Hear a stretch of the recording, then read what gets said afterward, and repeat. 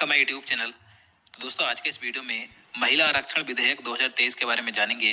देखिए ये टॉपिक काफ़ी चर्चा में बना हुआ है, तो अगर आप किसी भी एग्जाम की तैयारी कर रहे हैं तो ये वीडियो आपके लिए हेल्पफुल होने वाला है, तो इसलिए आप वीडियो को एंड तक देखते रहिए। तो चलिए आज का वीडियो शुरू करते हैं। तो दोस्तों ये जो महिला आरक्षण बिल है तो ये करीब 27 सालों से अटका पड़ा है। 1996 में HD देवगौड़ा की सरकार में इस बिल को पहली बार लाया गया था। उसके बाद साल 2010 में ये बिल यूपीए सरकार में राज्यसभा से तो पास हो गया था, लेकिन लोकसभा में पेश नहीं किया गया था। तो ये बिल पहले भी आ चुका है लेकिन कानून नहीं बन पाया, और अब इस बिल को दोबारा से मोदी सरकार के द्वारा लाया गया। देखते हैं अब ये बिल कानून बन पाता है या नहीं। तो इसी के बारे में हम इस वीडियो में बात करेंगे। तो देखिए महिला आरक्षण बिल 2023 नए संसद भवन में पेश होने वाला पहला विधेयक बन गया है। तो अगर आपसे पूछा जाए कि जो नया संसद भवन है तो इसमें पेश होने वाला पहला विधेयक यानी कि पहला बिल कौन सा है, उसका नाम क्या है, तो आपका आंसर क्या होगा? महिला आरक्षण बिल 2023। 19 सितंबर 2023 को लोकसभा में महिला आरक्षण बिल कानून एवं न्याय मंत्री अर्जुन राम मेघवाल द्वारा पेश किया गया था।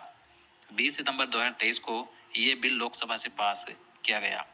लोकसभा में इस बिल को लेकर पक्ष में 454 और खिलाफ 2 मत डले थे।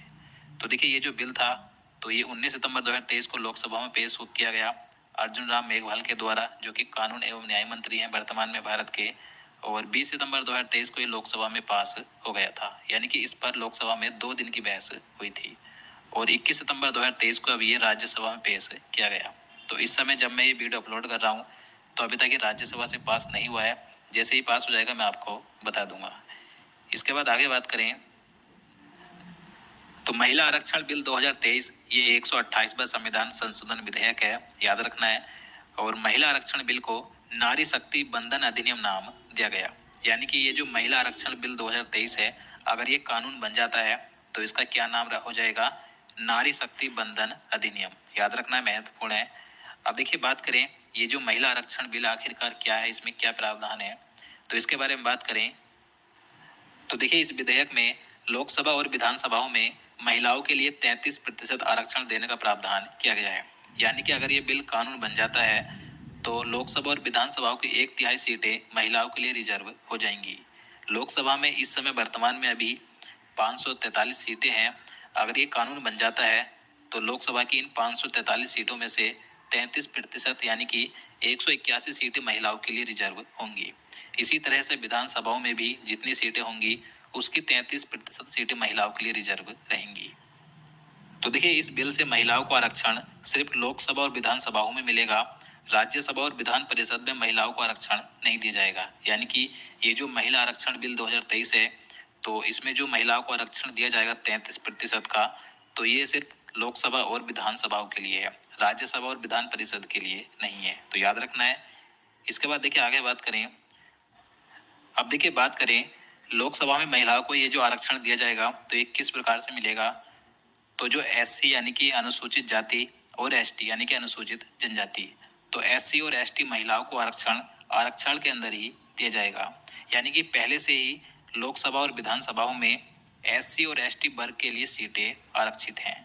उन्हीं आरक्षित सीटों में से 33% सीटें महिलाओं के लिए आरक्षित की जाएंगी। यानी कि इस समय देखिए लोकसभा में 84 सीटें SC वर्ग के लिए हैं और 47 सीटें ST वर्ग के लिए आरक्षित हैं। यानी कि टोटल SC और ST वर्ग के लिए 131 सीटें पहले से ही लोकसभा में आरक्षित हैं।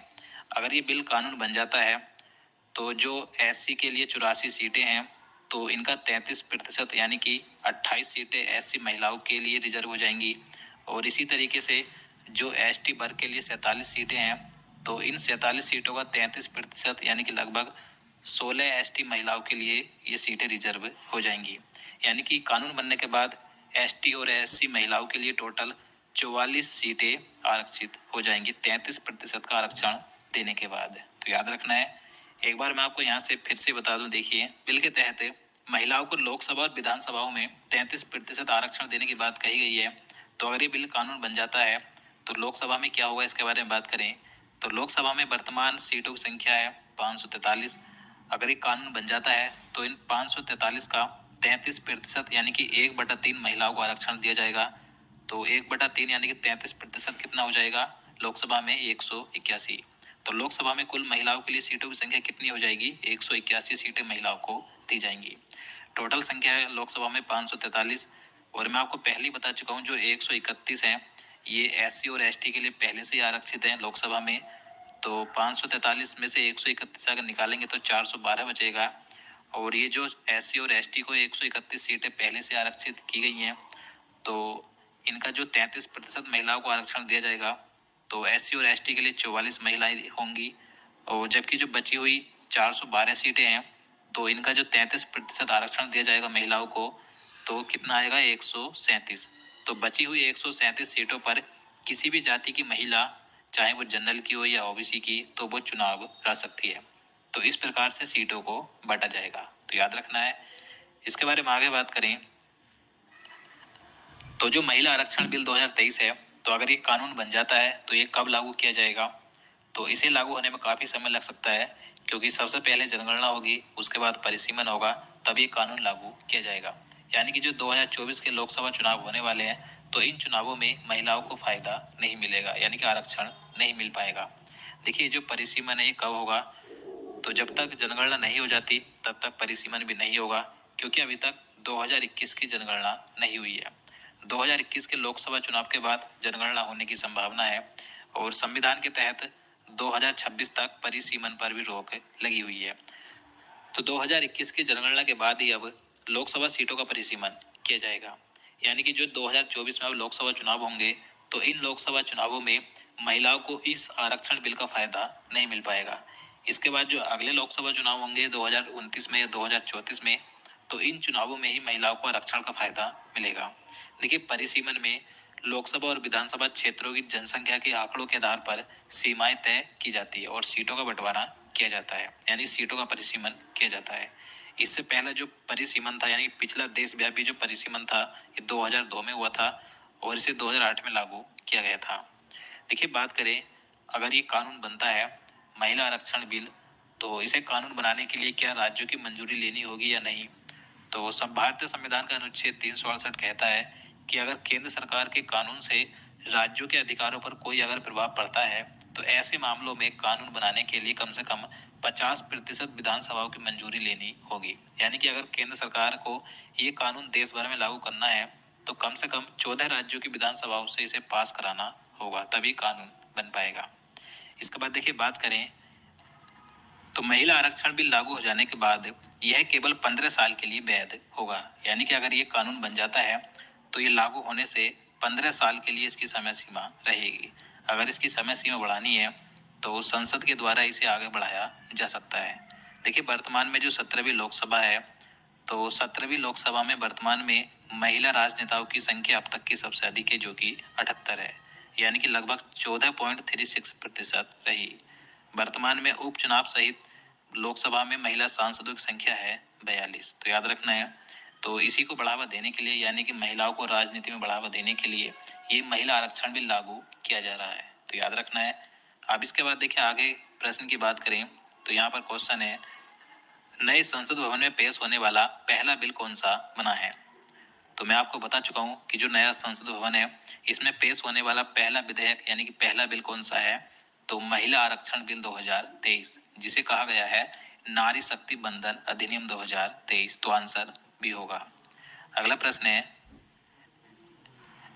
लोकसभा में महिला आरक्षण बिल अधिनियम 2023 किसने पेश किया है? तो लोकसभा में पेश किया था अर्जुन राम मेघवाल ने, जो कि भारत के वर्तमान में केंद्रीय कानून एवं न्याय मंत्री हैं। अगला प्रश्न है, लोकसभा में महिला आरक्षण बिल किस नाम से पेश किया गया? तो किस नाम से पेश किया गया है? नारी शक्ति बंधन अधिनियम 2023। तो आंसर भी होगा। नेक्स्ट क्वेश्चन, महिला आरक्षण बिल 2023 क्या है? तो आप सभी इसके बारे में जानते हैं, मैं आपको बता चुका हूँ। तो इसका आंसर क्या होगा? ऑप्शन बी होगा, लोकसभा और विधानसभाओं में महिलाओं के लिए 33% यानी कि 1/3 आरक्षण प्रदान करना। नेक्स्ट क्वेश्चन, नारी शक्ति बंधन अधिनियम 2023 के कानून बनने के बाद इनमें से किससे आरक्षण नहीं मिलेगा? तो इस अधिनियम का कानून बनने के बाद आरक्षण नहीं दिया जाएगा राज्यसभा और विधान परिषद को, जबकि इसका आरक्षण किसे मिलेगा? विधानसभा और लोकसभा महिलाओं को। तो दोस्तों आज के लिए इतना ही। आप चलिए आज का प्रश्न देखते हैं, जिसका आंसर आपको नीचे कमेंट बॉक्स में बताना है। तो आपके लिए आज का प्रश्न है, पुरुष क्रिकेट एशिया कप 2023 का खिताब किसने जीता?